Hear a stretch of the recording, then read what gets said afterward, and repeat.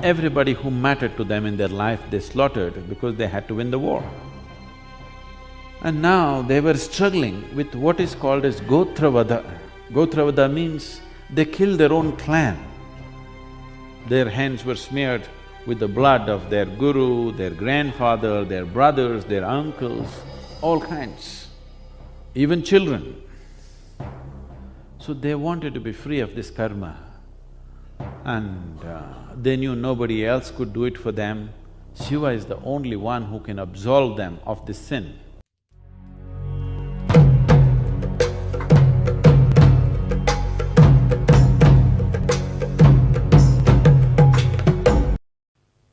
Pashupatinath temple.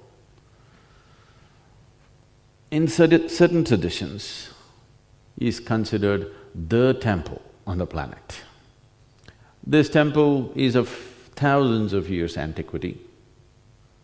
The linga that the temple houses is pre-Vedic in its making. Pre-Vedic means Vedic period is something like 5 to 8,000 years ago. In that range, those 3,000 years are called the Vedic period. This is pre-Vedic. The temple itself has come down many times and been rebuilt any number of times, but the linga is pre-Vedic in its antiquity.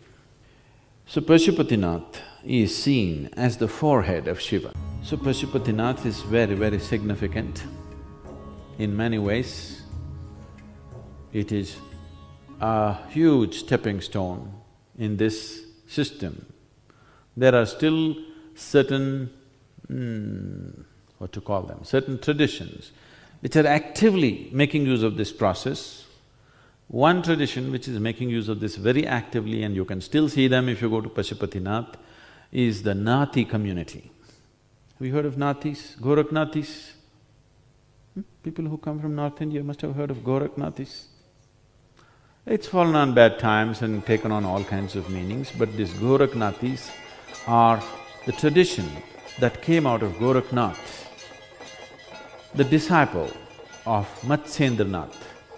Matsyendranath is seen as the reincarnation of Shiva himself, and Gorakhnath created the tradition, and he established one of the largest yogic cults in this part of the world at that time, and it still lives, probably having the largest number of mendicants and sadhus compared to any other system.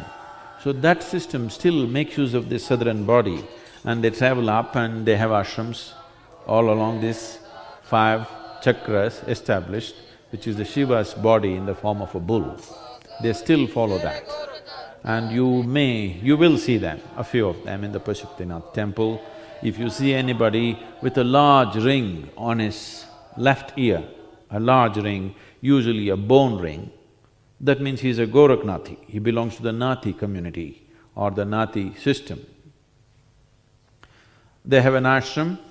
If you climb up further, there is a ashram of the Nathis where there are at least, 100, 200, 108, more than that, I think. Whatever. There are a large number of samadhis of Nathis who attained. Only those who attained got proper stone samadhis, others were buried under the trees. So you will see a large number of that, showing the richness of that system that so many people attained. So many people attained through their system, so there are so many samadhis which you can visit, which is in a dilapidated condition today but still there. So, Pashupatinath means… Pashupati means… Pashu means life, Pati means the Lord of all life. A human being in the yogic system, and of course in modern natural sciences and biology, is seen as atop the animal kingdom. So you are the culmination of the evolutionary process. This does not mean that all the aspects of all that this evolutionary process has gone through is absent in you. Because The human DNA shows only 1.23% variation from that of a chimpanzee, but that's made such a big difference. So, in the evolutionary scale, human being is the culmination of animal kingdom. And hence, in India, tradition talks about reincarnations of divine, starting from the fish, which is a life within the water, and then walking out, amphibious, which is Kurma-avatara, that is the turtle which walked out, then Varaha-avatara, the pig or the boar, and half man, half animal, then a pygmy-like man, a diminutive man, then a straight man, then various levels of men, various human forms of higher and higher intelligence and bigger possibilities. These 9 incarnations of the divine are just theory of evolution for you. So in this context, we are talking about human being being a Pashupata, that means one who is atop the heap of life forms.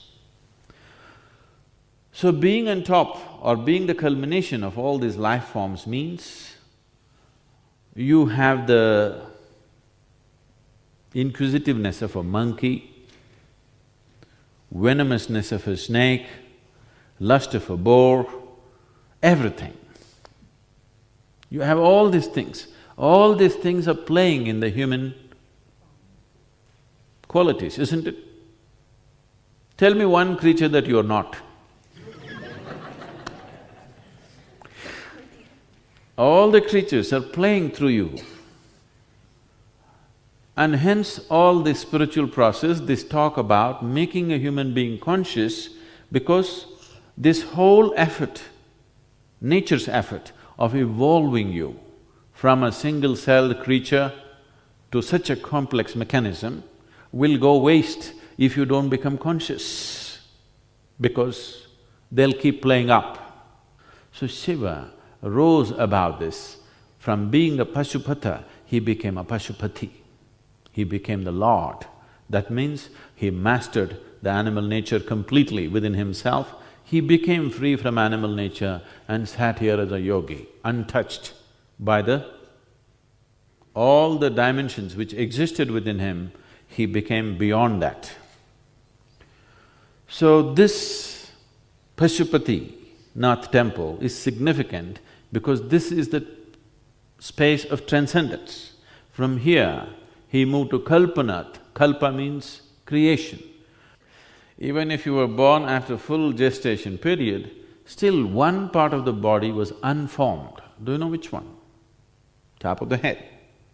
This was still unformed because that is the entry point for the life process into the physical mass of flesh that your parents offered for the life.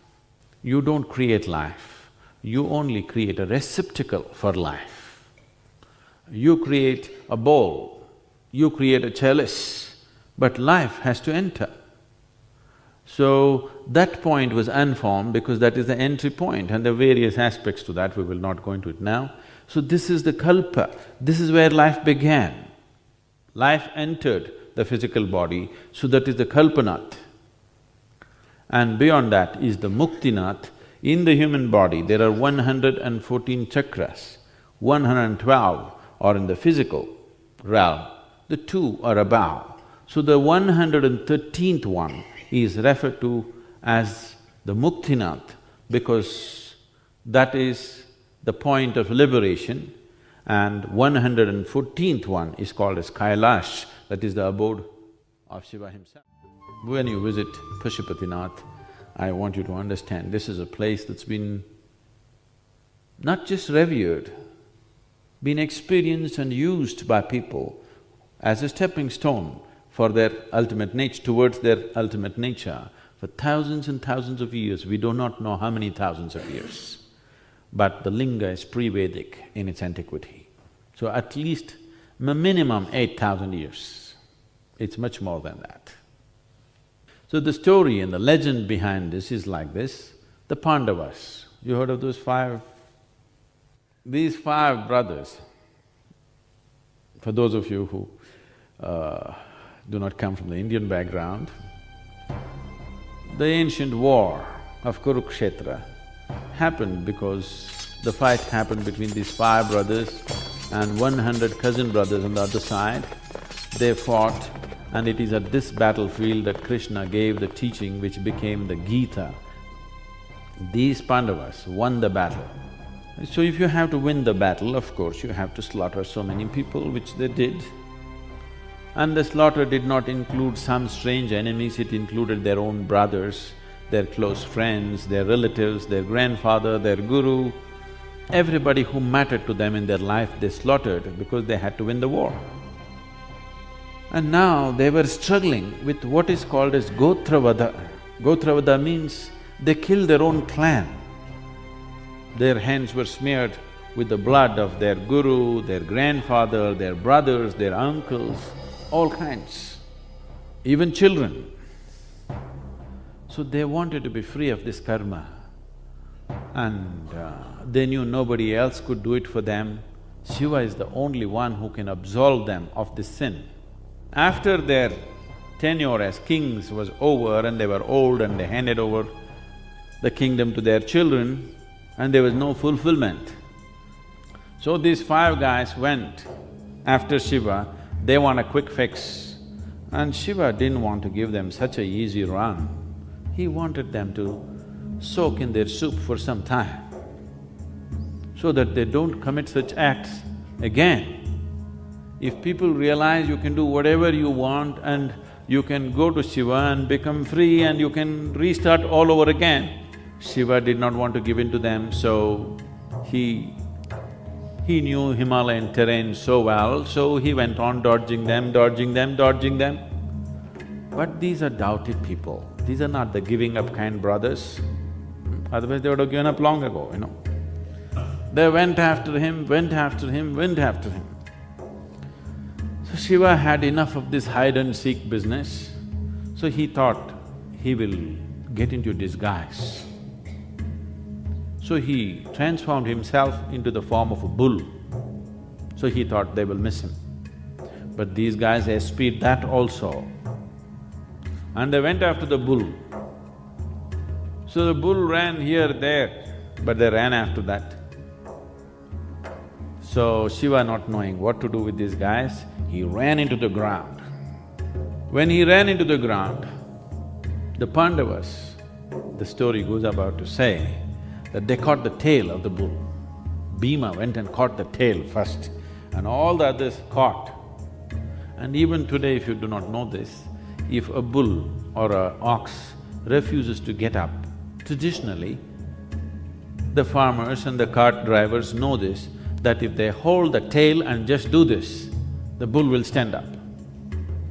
So the Pandavas, Bhishma particularly, did that to the bull. And the bull rose, Shiva had to rise up. When he rose up, his forehead came up in Pashupatinath, his hump came up in Kedar, his horns came up in Tunganath, and his navel came up in Madhya Maheshwar. That's the story. Why such a story is to emotionally link people to the process. It is a scientific process. But unless people are emotionally connected to something, they cannot keep their mind focused upon that. That's true with you even today, isn't it? There are very few human beings who can keep their mind focused upon something which does not emotionally mean anything to them. There are very few human beings with that kind of mental capability. All others need to become passionate about it, otherwise they can't keep their mind on anything for 2 minutes. So the story is mainly to get you emotionally charged. Oh, it's Shiva who went in and these guys torturing him, so he came up. So there's a strong feeling about it. Once there's a strong feeling, wanting to go there, wanting to be there in a certain way, wanting to make use of it, is naturally there in a human being. So this is a a complete understanding of a human being, how a human being functions, and accordingly a process. Pashupatinath, the linga there, has 4 faces. It's facing… the one face that you will see from the front side is the east face. This is called as Tat-Purusha, that means the highest kind of being. The western face is called Sadyojatha. The northern face is called as Vamadeva. The southern face is called Aghora. So one is the highest kind of being, another is a giver of joy, another is a master of occult sciences, another is Aghori. That means he is beyond the terrible, that the terrible does not touch him. There is nothing that is repulsive for him. He is an all-embracing kind, not in compassion, as you would like to think. Because I want you to understand that spiritual process in this part of the world never taught you about being loving, being compassionate, being kind. This kind of stuff, they did not even consider it as spiritual. So they thought it was not necessary to teach such things. So Aghori is in an embrace with the existence, not in any kind of emotion, simply because he wants to be like life. Because life is naturally all-embracing. He treats food and his excrement the same way. He treats the dead and the alive the same way. He treats a well-preserved body and a rotting body the same way. Not because he's in love, simply because he wants to become absolute life. He does not want to be trapped in his own psychological process. So that's the southern face. The South Indians, I'm looking at you, right? Shiva looked south with that kind of face, an all-embracing face, not in love, not in compassion, just life. And that quality seeped in to every aspect of south. When I say south, anything south of Himalayas is south,